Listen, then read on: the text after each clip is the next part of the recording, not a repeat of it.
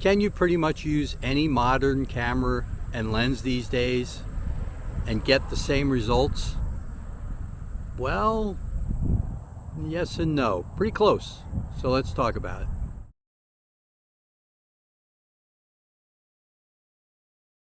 Hey, welcome to another video. As some of you know, I've been trying to lighten the load of my camera bag a little bit for certain trips. I sold off my Nikon Z7 II with a couple of lenses, and I picked up a Nikon Z50 II, which came with a couple of lenses, and I recently picked up another lens to go with that one. My main camera is a Nikon Z8, and that will continue to be my main camera. I'm not trying to replace the Nikon Z8 that has its own place in this world and in my camera bag. I'm talking more about if I go on a cruise and let's say I'm walking around European city streets, or even here in the US, you go in a big city and you're just, you know, you're going to be walking the streets, that kind of thing. And also, I've mentioned a few times, I'm working on a new photo project where I'm walking around downtown, the local small town here, and taking some snaps. I'm talking about that kind of thing. Do I really need a Z8 and big heavy lenses to do that? So what I did was, I like shooting it around 50mm for that type of thing. I know a lot of people are into 35. Me, I'm usually somewhere between 50mm. So I recently picked up the Viltrox 35mm 1.7 lens, which is a DX lens that matches with the Z50 II.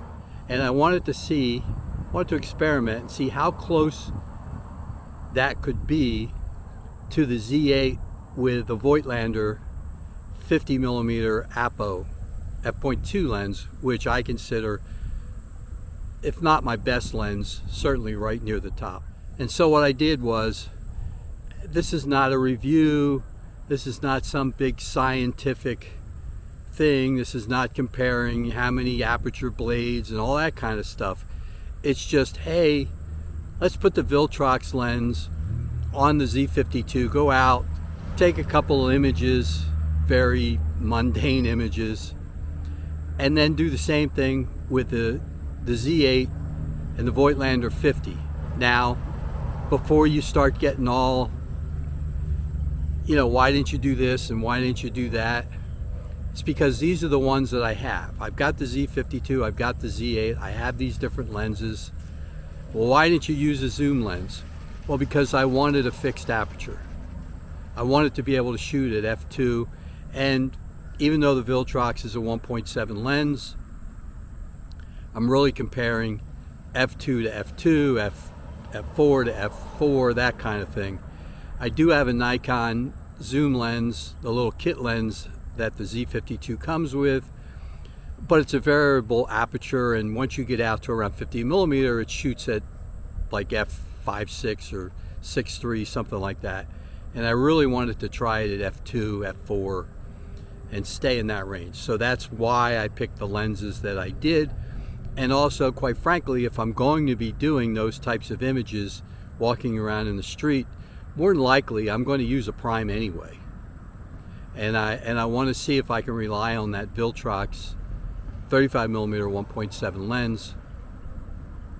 And then also how much of a quality difference, if any, is there if you put a full frame lens like the what I ended up doing was I put the Thypoch 28 1.4 lens on there, but again I shot it at f2 just so I could keep comparisons. I know the F1.4 has its advantage and the F1.7 is going to have a slight advantage over f2. I get all that, I understand that, you understand that, but I'm just trying to let you know some of the criteria as to why I did what I did. So I'm going to show you a few examples, and honestly I was a little surprised. I have to admit, you know, I'm going to show you the images, but the Viltrox held up pretty well against the other two lenses, and also the Z52 sensor. Now granted, I get it, it's 20 megapixel versus a full frame 45. I get all that. Do I prefer the larger file sizes on the Z8 and off that sensor? Yes, I do.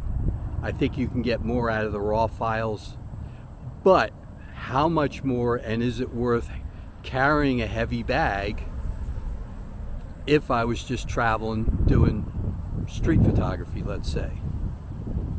Is it worth it? That's what I really want to find out.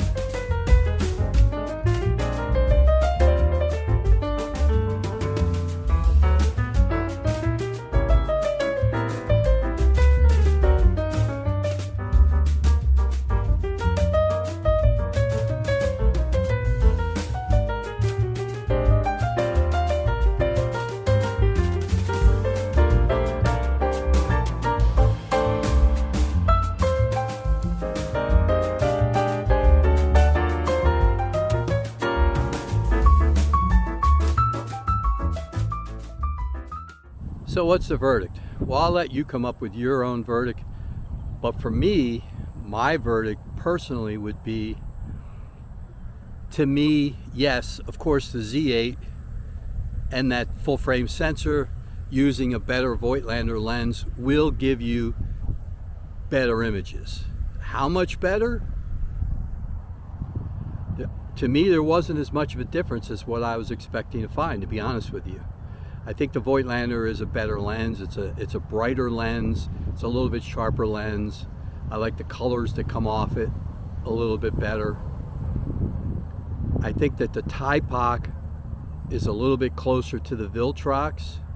Kind of sits in between the two, though, you know, again, we're kind of splitting hairs. And I did put the Thypoch on the Z52 as you saw. Anyway, bottom line, would I feel comfortable taking the Z52 with that Viltrox lens and maybe the Voigtlander and the Thypoch and leaving the Z8 behind? Yeah, I think I would. I think I've used it enough now to where I know I can create strong enough images for what I use it for what I want to do. End result, I'll probably end up trying to find, as you know, or some of you might know, most of my printing now is done in platinum printing, and they're smaller ones, they're 4x5s, 5x7s, and so a 20 megapixel camera is more than sufficient, and I think that that Viltrox lens is more than sufficient to pick up enough detail. If I put the Thypoch or the Voigtlander lenses on it, or even a Nikon lens, I'm not trying to exclude the Nikon lens, and that's another thing. The idea is to find the lightest kit, and even though the Nikon S-line lenses, which I do have a few, are wonderful lenses, they're just a lot bigger. And so again, my goal is to find the smallest, lightest pack I can find for those types of trips. Now, if I go back to Iceland and I'm shooting waterfalls and landscapes, it's the Z8 with the Nikon 24-120 f4 lens and maybe another lens all day long. I have a friend who just asked me to photograph her portrait for a book that she's got coming out, I'll use the Z8 with either a Voigtlander or one of the Nikon lenses. I won't use the Z52 for something like that. I could, and I could get away with it, especially because the image size will probably be so small inside the book cover where it wouldn't matter. But for my own peace of mind, I would still photograph that with the Z8 and a Nikon or a Voigtlander lens. So again, I'm not trying to get rid of the Z8. It won't. The Z52 can't replace it for certain situations. Like I'm standing down here at the lake. You know, if I'm out shooting herons, I'll have my Z8 with me. I won't have the Z52. I've used the Z52 and I've gotten some decent images from it. But the difference is you get the bigger file sizes and you get 20 frames a second instead of, I forget what the Z52 is in RAW. I think it's 9 frames a second. You know, I just want to get everything I can out of that Z8. But anyway, I hope you learned something. I know I did. And until next time, take good care and I'll see you soon. Bye for now.